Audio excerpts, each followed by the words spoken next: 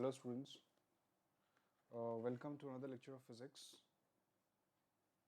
Uh, in this lecture we are going to start new chapter, that is current electricity. So, okay. So this is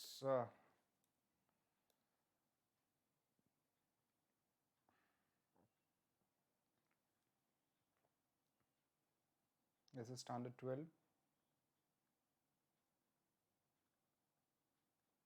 new chapter, that is current electricity. Current electricity. देखो, आप लोगों ने इसके basic चीज़ें बहुत आपने पढ़ी होगी 10th स्टैंडर्ड में. तो पहले मैं बेसिक चीज़ें यहाँ पे आपको क्लैरिटी के साथ बताऊँगा और उसके बाद हम धीरे धीरे एडवांस जो टॉपिक है, जो कंसेप्ट है, वो पढ़ेंगे. तो I'll be going strictly according to the board syllabus, ISC board syllabus, right? तो ध्यान से आप इसको सुनते जाइएगा. पहले तो छोटी छोटी चीज़ें हैं जो आपको पता होना चाहिए. First, there are some terms that you should know. First is current. You already know what is current. You already know what is current, right? So it's a rate of flow of charge. It's a rate of flow of charge. ठीक है. You know one thing that inside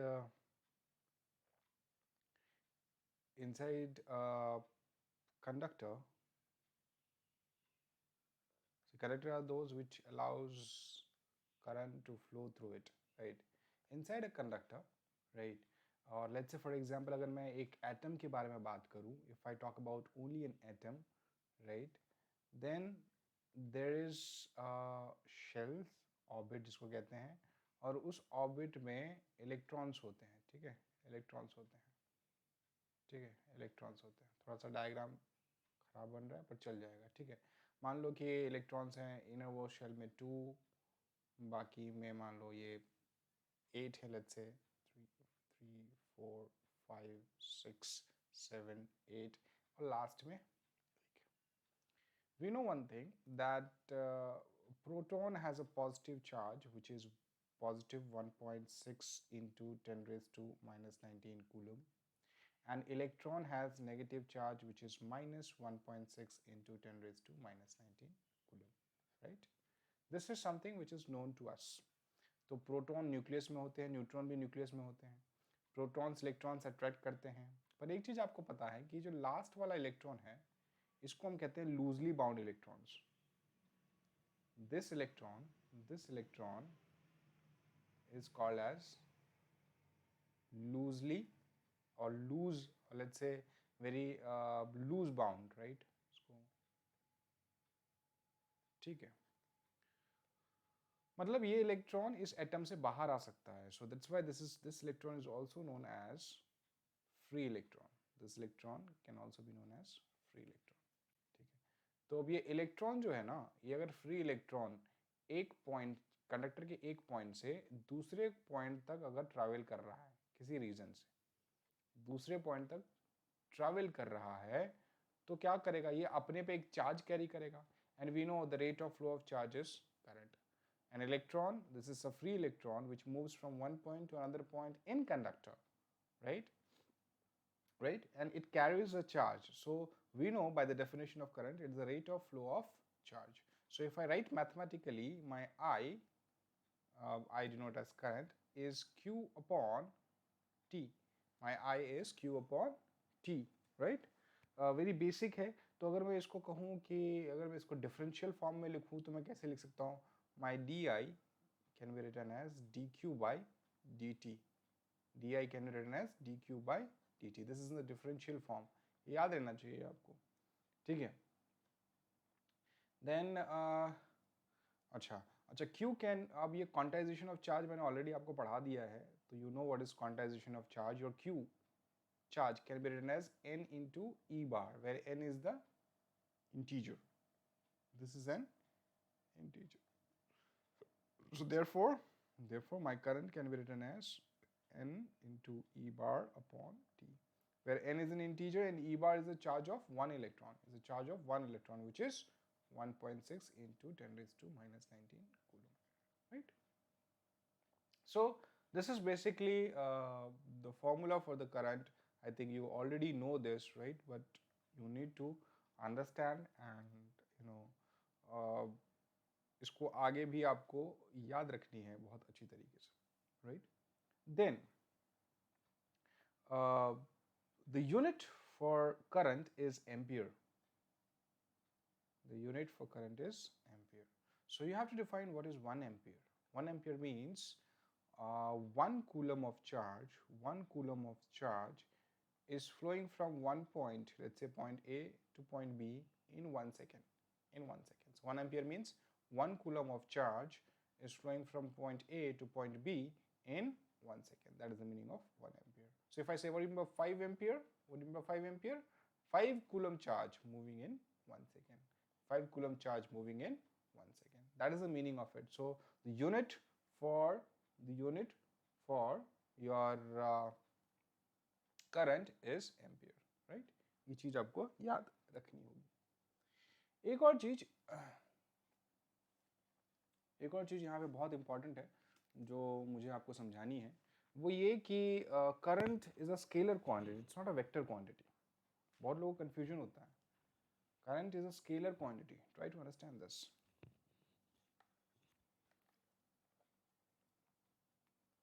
यहाँ पे मैं लिख रहा हूँ current is a scalar quantity. Current is a scalar quantity. It's not a vector quantity. ठीक है? Reason? Let me tell you the reason. देखो, जब मैं कहता हूँ कि भाई let's say मान लो कि आपके पास ये एक बल्ब है, ठीक है, इसको कनेक्ट किया आपने, ये positive terminal, negative terminal, positive negative, ठीक है, आपने इसको कनेक्ट किया, ये पॉजिटिव टर्मिनल, नेगेटिव टर्मिनल. जो करंट का डायरेक्शन है, कन्वेंशनल करंट का direction, that is this, positive to negative. This direction is known as conventional current. इसको कन्वेंशनल बोलते हैं, conventional direction of current, conventional direction of current. ठीक है. Actually में इलेक्ट्रॉन नेगेटिव से पॉजिटिव जाता है, बट इन द प्रीवियस बहुत पहले जब इलेक्ट्रॉन की डिस्कवरी से पहले ही हमने कहा था, हम ये सोचते थे कि करंट पॉजिटिव से नेगेटिव चल रहा है. तो अभी तक हम उसी कन्वेंशन को लेके चल रहे हैं, इसलिए इसको कन्वेंशनल डायरेक्शन ऑफ करंट कहा जाता है. तो वेक्टर क्वांटिटीज का आपने सुना है, वेक्टर क्वांटिटीज का मतलब मैग्नीट्यूड डायरेक्शन दोनों हो. इसमें डायरेक्शन भी है, मैग्नीट्यूड भी है. फिर हम क्यों इसको स्केलर क्वांटिटी में रखते हैं? देखो, बात समझने की कोशिश करो. अगर मैं इस वायर को है ना थोड़ा ऐसा ट्विस्ट करके लेके जाऊंगा, तो करंट तो इस डायरेक्शन में जाएगा ना. तो करंट तो वो कंडक्टर के पाथ को फॉलो करता है. Current follow the path of the conductor. जो कंडक्टर, जिस कंडक्टर में करंट फ्लो कर रहा है, वो कंडक्टर को आप मोड़ दो, तोड़ दो, थोड़ा सा ट्विस्ट कर दो, तो उसी डायरेक्शन में वो जाएगा. It will not take its own direction.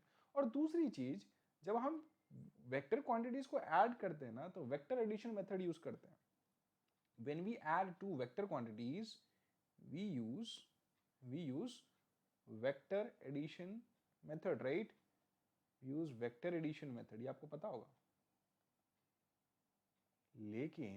लेकिन मान लो कि ये पॉइंट, यहाँ पॉइंट से ये 2 पॉइंट है, यहाँ से 2 एम्पियर आ रहा है, यहाँ से 3 एम्पियर आ रहा है, तो यहाँ कितना जाएगा? बट ऑब्वियस है 5 एम्पियर जाएगा. We simply add, we add by simple arithmetic, and that is one of the reason that current is a scalar quantity. It's not a vector quantity. I hope these things are clear. ठीक है. Then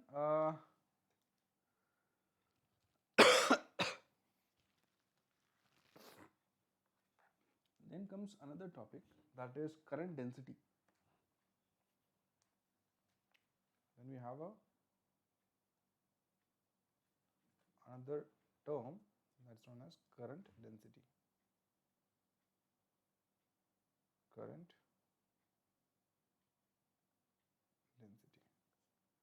वे current density क्या होता है?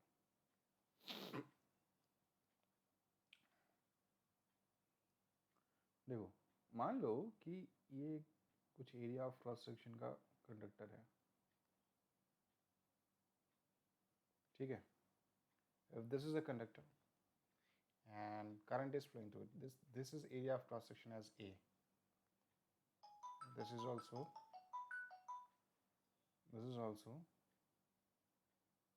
A, right? And if the current is flowing through it, if the current is flowing inside it, right?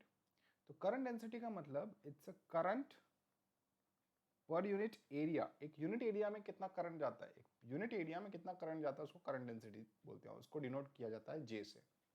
Try to understand.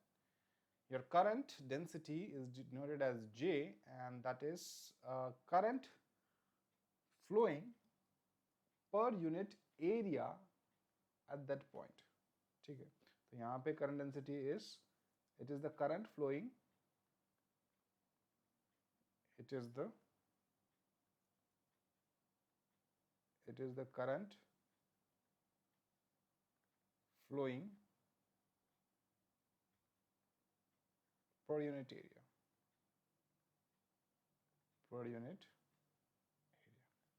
The current flowing per unit area, that's known as current density. Unit क्या होगी? Unit आपकी coulomb per meter square हो जाएगी. Ampere per meter square, because current is A, right? So ampere per meter square आपका इसका ये हो जाएगा. ठीक है, तो इस हिसाब से जो आपका करंट होगा, your current is simply J times A. ये डॉट प्रोडक्ट होता है. This is dot product. ठीक है, डॉट प्रोडक्ट आपने पढ़ा है. ठीक है, यहाँ पे J dot A cos theta, J dot A cos theta. ठीक है, cos थीटा वाला जो डॉट प्रोडक्ट आपने पढ़ा होगा क्या वेक्टर्स में, वही डॉट प्रोडक्ट यहाँ पे है. ठीक है, तो मान लो कुछ आपका let's say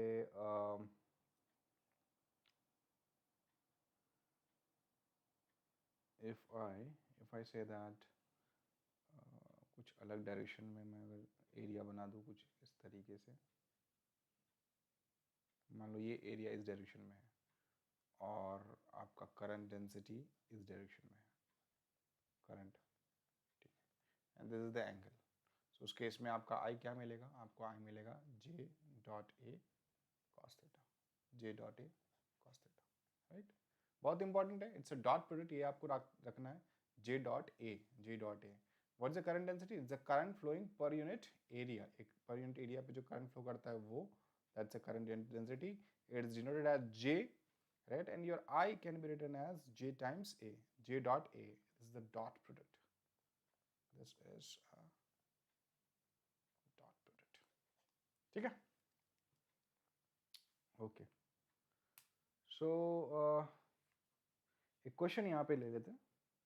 It says how many electrons will flow per second through a given area in order to given current of 1 ampere. इसका क्या मतलब है? देखो कि बोल रहा है कि भाई एक गिवन एरिया है, एक गिवन कंडक्टर है, इसमें 1 एम्पियर का करंट फ्लो कर रहा है, 1 एम्पियर का करंट फ्लो कर रहा है. तो पर सेकंड में कितने इलेक्ट्रॉन्स होंगे? पर सेकंड में कितने इलेक्ट्रॉन्स है ये कहा जाता है. देखो 1 एम्पियर का मतलब क्या? 1 कूलम पर सेकेंड. ये भी आपने पढ़ा था. 1 एम्पियर का मतलब 1 कूलम पर सेकेंड. अच्छा, मुझे एक बात बताओ कि एक इलेक्ट्रॉन जो है ना वो 1.6 इंटू 10⁻⁻19 कूलम चार्ज रखता है. तो 1 कूलम चार्ज कितने इलेक्ट्रॉन्स रखेंगे? तो कुछ नहीं, क्रॉस मल्टीप्लाई करोगे. This is 1/1.6 into 10⁻19. अगर आप ये पूरा कैलकुलेशन करोगे, और सबको पता भी होगा, this is very common, which is the number of electrons here comes out to be 6.25 into 10⁻18 number of electrons. ठीक है, 6.25 into 10⁻18 number of electrons. So this is the value of electrons in 1 ampere. For that matter, the number of electrons that is present in 1 coulomb charge, right? Okay. Then there are some other terms also, potential and potential differences, right? Potential differences. Now what do you mean by potential difference? Let me take another slide. Potential difference बहुत important है, आपने इसको 10th standard में भी पढ़ा है, इसको और अच्छी तरीके से आपको अभी पढ़ना है और समझना है, ठीक है? पोटेंशियल डिफरेंस,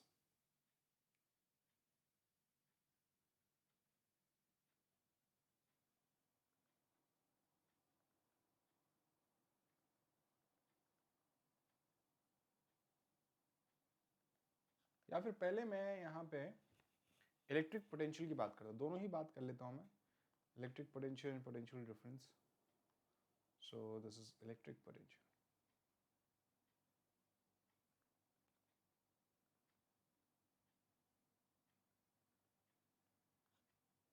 देखो समझो यहाँ पे मैं क्या बताने की कोशिश कर रहा हूँ. इलेक्ट्रिक पोटेंशियल क्या कहता है कि भाई कोई एक इलेक्ट्रिक फील्ड है,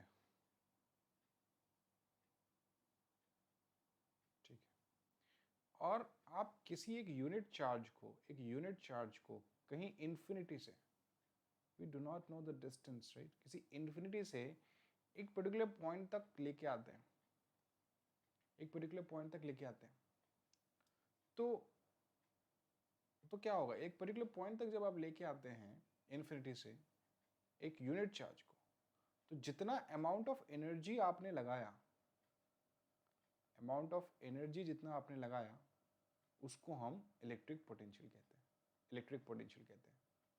बहुत ध्यान से सुनो क्या मैंने कहा, बहुत इंपॉर्टेंट वाली बात है. मान लो कि भाई आपने ना, आपने 1000 कूलम चार्ज इन्फिनिटी से एक पर्टिकुलर पॉइंट तक लेके आए इलेक्ट्रिक फील्ड में, ठीक है, और ये करने में आपने 10,000 जूल लगा दिया. कितना? 10,000 जूल एनर्जी लगा दी. तो आपका इलेक्ट्रिक पोटेंशियल क्या होगा? इलेक्ट्रिक पोटेंशियल आपका क्या होगा इस केस में? देखो, तो इलेक्ट्रिक पोटेंशियल का डेफिनेशन ही है कि 1 कूलम चार्ज के लिए कितना एनर्जी लगेगा. तो आपने 1000 कूलम चार्ज के लिए एनर्जी लगाया कितना? 10,000. तो 1 कूलम चार्ज के लिए कितना लगाओगे आप? सिंपली आप क्रॉस मल्टीप्लाई करोगे तो कितना हो जाएगा यहाँ पे? 10 joule per coulomb, 10 joule per coulomb. तो 10 जूल पर कूलम आपका इलेक्ट्रिक पोटेंशियल हो गया, राइट. जैसे आपको फॉर्मूला भी मिल जाएगा, your electric potential V can be written as work done upon charge. Work done upon charge, again बहुत इंपॉर्टेंट फॉर्मूला है, ये पढ़ा भी है आपने. Work done upon charge. Now if you just look at it, the unit is joule per coulomb, and this joule per coulomb can be written as volt, right. आपने इसको पढ़ा भी है और बहुत जगह आपने देखा भी है. So what do you mean by 1 volt? 1 volt means 1 joule of work done in bringing 1 coulomb of charge, right, from one point to another point.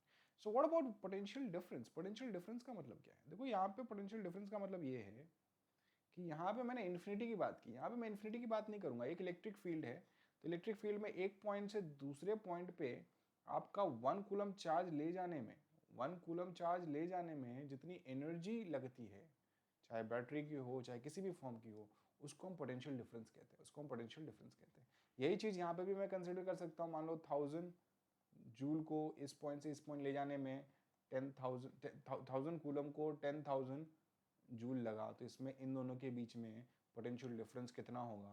Potential difference would be 10 joule per coulomb, और I would write 10 volt, 10 volt.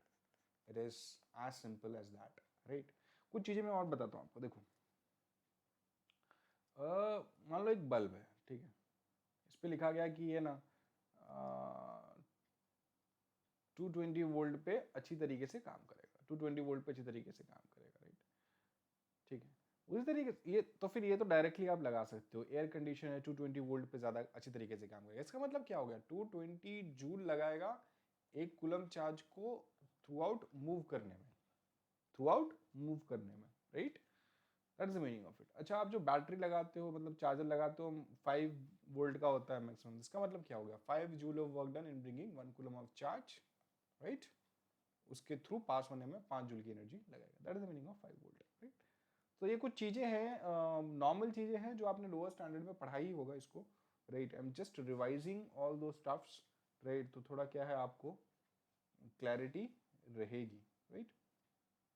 तो अभी मैंने आपको एक formula लिखाया था क्या, v is equal to E Y Q, ठीक है। तो ये आपको यू नो पता होना चाहिए, इम्पॉर्टेंट है, right. So this should be known to you, right? Okay. Then comes Ohm's law, very famous and very known to everyone, right? Ohm's law क्या कहता है ये? It says that all physical conditions remain same, ठीक है। all physical conditions remain same। physical conditions मतलब यहाँ पे मैं लिख देता हूँ। physical conditions मतलब आपका टेम्परेचर, ठीक है, प्रेशर, लेंथ, देन टेम्परेचर हो गया, प्रेशर हो गया, लेंथ हो गया, एरिया ऑफ क्रॉस सेक्शन हो गया, एरिया ऑफ क्रॉस सेक्शन। ये सारे के सारे कंडीशंस जो है ना, all physical conditions remain same, right. All physical conditions remain same. What happens, the current driven through the conductor, the current flowing through the conductor, the current flowing through the conductor,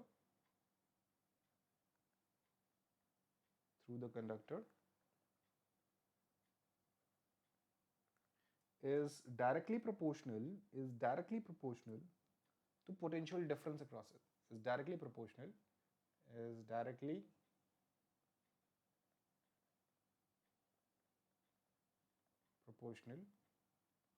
to potential difference across it. Is directly proportional to potential difference across it. मतलब your V is directly proportional to I. Your V is directly proportional to I. ठीक है, your V is directly proportional to I। अब ये proportionality sign remove करना है, proportionality sign आपको remove करना है, तो आप क्या ऐड करोगे, proportionality constant. So in this case this R is constant. So here R is nothing but the resistance of the conductor. आपने पढ़ा है क्या होता है रेजिस्टेंस, मैं इसको बताऊंगा आपको अभी वापस से। Resistance of the conductor, this is nothing but the resistance of the conductor. Very very important.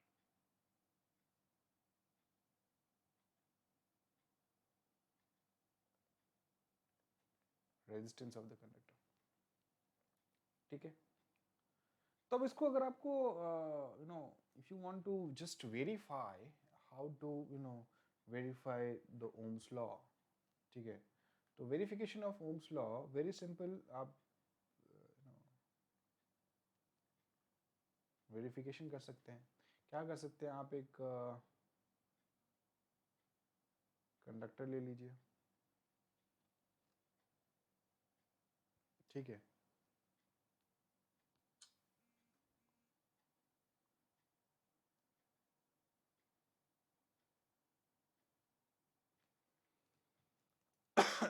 एक कंडक्टर ले लीजिए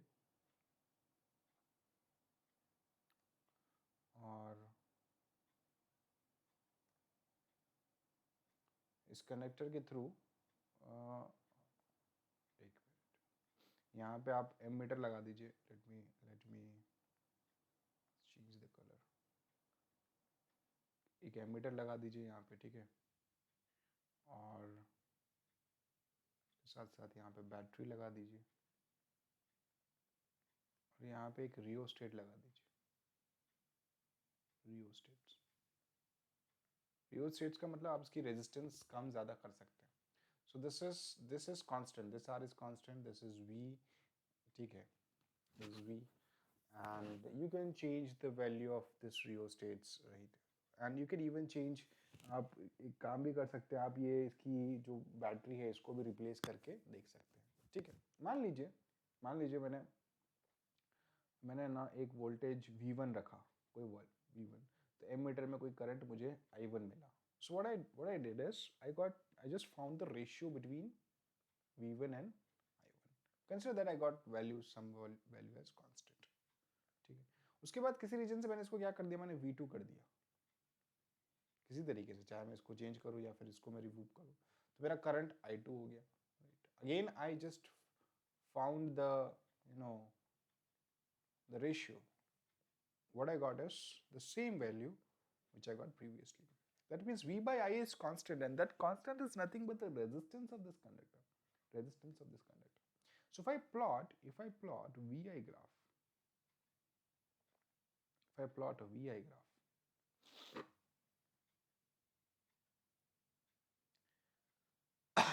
this would be a straight line. This would be a straight line for ohmic resistors or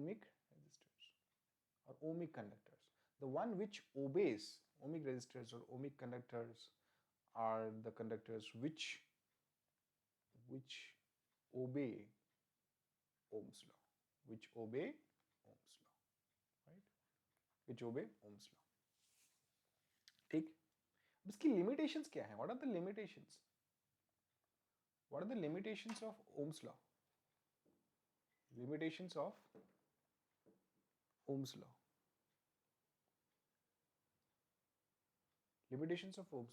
So if you change the temperature, अब आगे हम पढ़ेंगे, आपकी resistance की value change हो जाएगी, तो ओम्स लॉ वैलिड नहीं रहेगा. If you change the pressure, chances are that the resistance value doesn't remain same, right? If you change the length, of course resistance value does not remain same, right? If you change the area of cross section of the conductor, resistance value does not remain same. ठीक है, तो मैं इसके बारे में भी discuss अभी करने वाला हूँ. What do we really mean by resistance, right? तो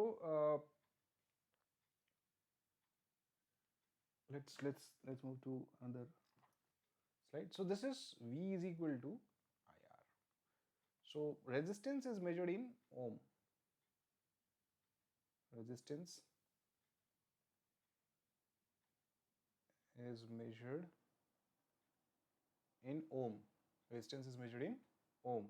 So let's say if I want to define what is 1 ohm, 1 ohm means 1 volt of potential difference such that the current moving through is 1 ampere. So 1 ohm is defined as 1 volt of potential difference such that the current flowing through them is 1 ampere. So the resistance offered by that particular conductor is 1 ohm. What do you really mean by resistance? अगर इसको मैं वापस से revise करवाऊँ, आप lower standard में पढ़े होंगे. देखो, मान लो कि ये एक कंडक्टर है. This is the conductor, right? And if a free electron moves from point A to point B, if this electron tries to move from point A to point B, what happens? There may be a collision with other atoms, with other ions, right? Collision होगा और इस तरीके के obstructions होंगे. इस electron को रोकने की कोशिश करेगा कौन? मटेरियल. इसके अंदर का जो मटेरियल है वही, जो दूसरे एटम्स हैं, जो दूसरे आयंस हैं. इलेक्ट्रॉन अगर इस जगह से इस जगह मूव करेगा, और ये इलेक्ट्रॉन कौन से इलेक्ट्रॉन है? ये इलेक्ट्रॉन फ्री इलेक्ट्रॉन्स है. मैंने वीडियो के स्टार्टिंग में बताया था आपको. These electrons are free electrons, and when it moves from point A to point B, there are infinite amount of collisions, right? And this collision or this obstruction for the flow of charge,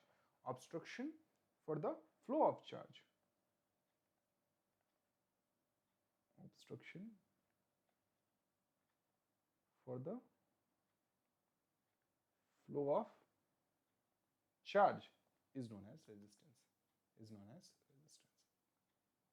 ठीक है, तो सभी लगभग क्या मैं कह रहा हूं, जो बेस्ट कंडक्टर है उनमें भी रेजिस्टेंस होता है. ठीक है, एक चीज आपको पता होना चाहिए कि ये जितना बड़ा लंबा, जितना ज्यादा लेंथ होगा ना कंडक्टर का, उतना ज्यादा रेजिस्टेंस होगा. सो ये resistance is directly proportional to length. और ये एरिया ऑफ क्रॉस सेक्शन जितना ज्यादा होगा उतना कम रेजिस्टेंस होगा. So resistance is inversely proportional to area of cross section. इन दोनों को क्लब करोगे तो आपको मिलेगा resistance is L by A. ये प्रोपोर्शनल साइन रिमूव करना है तो आपको मिलेगा rho L by A. R is equal to rho L by A. ये आपने लोअर स्टैंडर्ड में पढ़ा है.